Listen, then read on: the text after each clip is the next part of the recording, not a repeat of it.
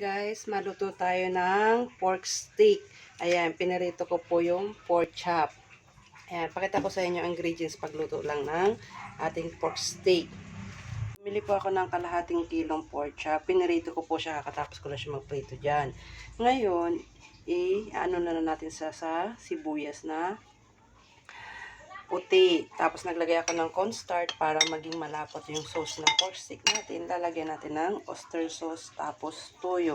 Ngayon, ang gagawin natin is nag-ano ako ng kawaling malinis. Tapos nilagyan ko siya ng mantika para maluto natin yung sibuyas. Lalagay na natin tong sibuyas na puti. And dahil okay na, pwede na nating ilagay yung ating pork steak. Siyempre, hindi mawawala yung binabad natin na tuyo.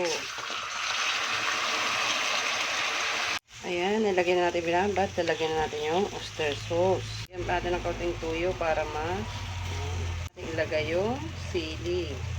At yung garnish natin na sibuyas.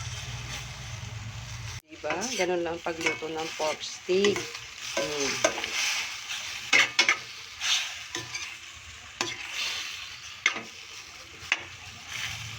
May lagay na yan ng paminta kasi nung binarinate natin.